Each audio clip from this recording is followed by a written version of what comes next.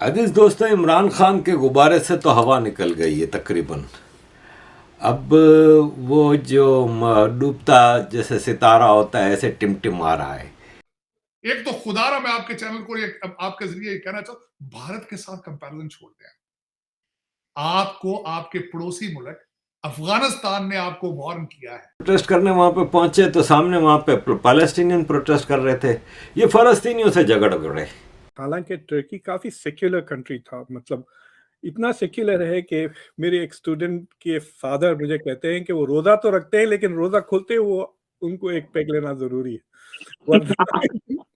और जिस तरीके से उन्होंने नाम ले लेके कहा है कि मुझे दोगला कहने वाले सारी जिंदगी डबल गेम है उसामा बिन लादेन की तुम करते रहे हो, हालांकि खुद कहते रहे उसामा बिन लादेन शहीद है।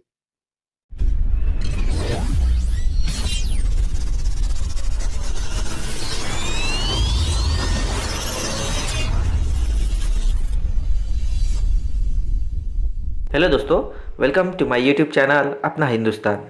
दोस्तों, पाकिस्तान मीडिया बात कर रहा है कि इंडिया को हर फोरम में बुलाया जाता है और सारे वर्ल्ड में इनवाइट किया जाता है, लेकिन पाकिस्तान को कोई पूछता भी नहीं और ना ही किसी फोरम में बुलाया जाता है। ये पाकिस्तान मीडिया बोल रहा है। दूसरी खबर यह है, लंदन में पाकिस्तानी प्रोटेस्ट कर रहे थे, उसी के बाजू में फिलिस्तीन के लोग भी प्रोटेस्ट कर रहे थे। लेकिन दोस्तों, ये पाकिस्तानी उन फिलिस्तीन के लोगों के साथ भी लड़ने लगे। ये पाकिस्तानी बाहर के देशों को भी नहीं छोड़ रहे, अभी खुद के देशों में मारकाट तो कर ही रहे और बाहर के देशों में भी अब इन्होंने शुरू कर दिया। अब तो इनके दोस्तों ने भी इन्हें धोखा देना शुरू कर दिया है। टर्की ने भी कश्मीर में जो मीटिंग हुई थी युद्ध की, वो मीटिंग भी टर्की ने अटेंड कर दी है। जो पहले टर्की कश्मीर के बारे में पाकिस्तान का साथ दे रहा था, अब वो इंडिया का साथ देने लगा है दोस्तों।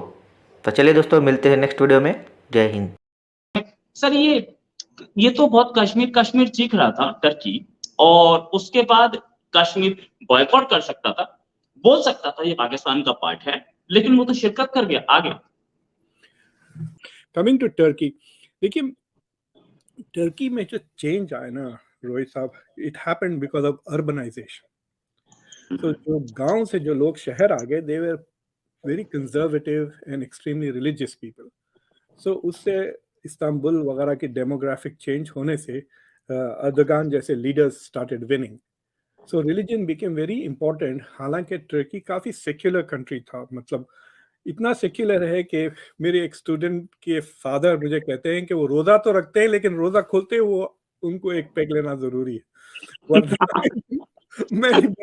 हम रोजा खोल के हम नमाज के लिए जाते हैं, वो अपने पेट के लिए जाते हैं। So it's a very puzzling thing अगर आप इंटरेक्ट करें with some of the urban elite of Turkey. तो there are lots of these contradictions आपको जो नजर आएंगे। उन्होंने पहले फलस्तीन को इस्तेमाल किया, बहुत धूम की 10 साल पहले। They also send relief boats to Gaza और वो सिंक हो गए, इजराइल के साथ ताल्लुकात खराब हो गए। इतने आंसू उनके जो फॉरेन मिनिस्टर अहमद दावूदोगलू, उन्होंने आंसू, literally he was crying on video कि देखिए फलस्तीन कितने। और अब देखिए आप 10 साल के बाद फलस्तीन के सिचुएशन में कोई फर्क नहीं आया टर्की की वजह से। It made no difference on the politics of Palestine. उल्टा वो वापस इजराइल के साथ ताल्लुकात ठीक कर लिया है and has drop the Palestine issue. Kashmir का भी वैसे ही मसला है, जिस तरह उन्होंने मुस्लिम ब्रदरहुड का इशू ले लिया था। अजीज दोस्तों, इमरान खान के गुब्बारे से तो हवा निकल गई है तकरीबन। अब वो जो डूबता जैसे सितारा होता है ऐसे टिमटिम आ रहा है। हलचल की बहुत कोशिश कर रहा है, हिलजुल की बहुत कोशिश कर रहा है, लेकिन अब गेम हार गया है। और बड़े दुख की बात है कि गेम पाकिस्तान आर्मी वापस जीत गई है और आर्मी ने बगैर मार्शल लॉ लगाए, बगैर इमरजेंसी लगाए अब तक चीज़ों को आसानी से कंट्रोल कर लिया है। और इमरान खान के लोग अब ओवरसीज़ में खाली प्रोटेस्ट करने जैसे रह गए हैं, और ओवरसीज़ में भी ये इतने फ्रस्ट्रेटेड नज़र आते हैं कि कल लंदन में ये प्रोटेस्ट कर रहे थे तो वहाँ पे पैलेस्टीनियन भी प्रोटेस्ट कर रहे थे। अब आपको ये सेंट्रल लंदन में जो प्राइम मिनिस्टर हाउस है ना, उसका ज़रा हिसाब किताब समझना होगा। होता ये है कि वहीं ब्रिटिश पार्लियामेंट है, वहीं हाउस ऑफ लॉर्ड्स भी है, और उससे उसी रोड पे आगे प्राइम मिनिस्टर का घर भी है 10 डाउनिंग स्ट्रीट। अब जब वहाँ पे वो पूरे इलाके में प्रोटेस्ट हर वक्त कुछ ना कुछ चल ही रहे होते हैं, और ख़ास तौर पे पार्लियामेंट के सामने एक पार्क है, उसमें आप बगैर इजाज़त के प्रोटेस्ट कर सकते हैं, आपको परमिशन नहीं लेनी पड़ती। अब ये जब प्रोटेस्ट करने वहाँ पे पहुँचे तो सामने वहाँ पे पैलेस्टीनियन प्रोटेस्ट कर रहे थे, ये फ़लस्तीनियों से झगड़ गए। We don't gonna remove your video now. We don't gonna remove your video. We don't gonna remove your video now. We don't gonna. You shut up. Do not swear. Do not swear. Yeah, what the fuck you gonna do? Do not swear. Yeah, what? Don't swear. Don't swear. Whatever. That's the last thing you're gonna do. I'm gonna rip you off. No, Why tag him? Why tag his face? So he's sweating. He's sweating. He's showing me. You have to stop him. You are woman. You have to stop him. He's sweating me. He's sweating me. You have to stop him. और फ़लस्तीनियों से झगड़ा करके उनसे लड़ रहे हैं, बदमाशियां कर रहे हैं, मतलब ये अपने आप को सुपर नेचुरल एक ग्रुप ऑफ पीपल समझते हैं। ये समझते हैं कि पूरी दुनिया में इनका सबसे बड़ा राइट है और ये करेक्ट लोग हैं, सिर्फ बाकी सब इनको फॉलो करें। और 2% का इनका विस्डम नहीं है, इनके अंदर अकल नहीं है। सिर्फ क्या है कि इन लोगों ने, जो यंग है ना, इनमें से इनके माँ बाप ने हरामखोरी से पैसा कमाया है, खूब पैसा कमाया है यहाँ पे, तो इन लोगों ने अपना आँख खोली है चांदी का चम्मच पीते हुए। हराम का पैसा इनकी रग रग में बसा हुआ है। जो इनके यूथी है, बिल्कुल यंग हैं जो। तार साहब, उधर इंडिया जो है वो फोरम पे फोरम बना रहा है। उन्होंने बांग्लादेश ने इंडियन ओशन कॉन्फ्रेंस करवाई है।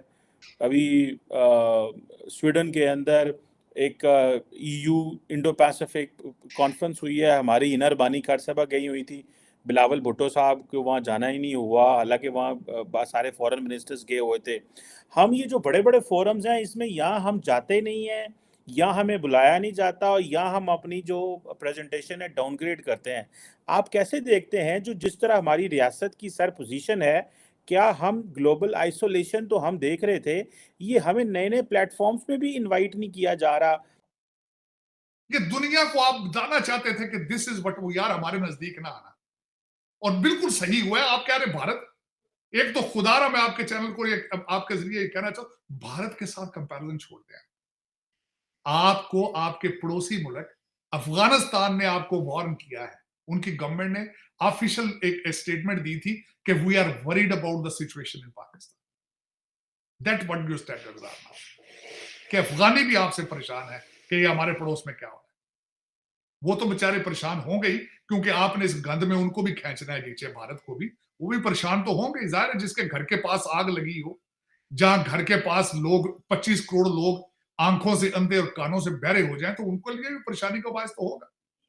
लेकिन उसके बाद आगे चलते, यहाँ स्टोरी खत्म नहीं हुई। स्टोरी तो आपकी बहुत, आपने दुनिया में इबरत का निशान बनना है, क्योंकि आप 25 करोड़ लोगों ने ये अपना फैसला कर लिया है। अब आगे चलते हैं।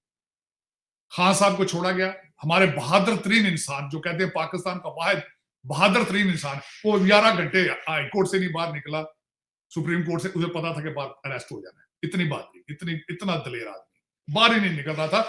उसको सब ने गारंटियां लिख लिख के देंगे, फिर निकला वो भी अपने लोगों को फौरन कहते हैं वो पहुंचो फलानी जगह। वो पहुंचते हैं, 20,000 बंदा पहुंचता है, तो वो फिर बंदा बाहर निकलता है। ठीक, वो निकला ही।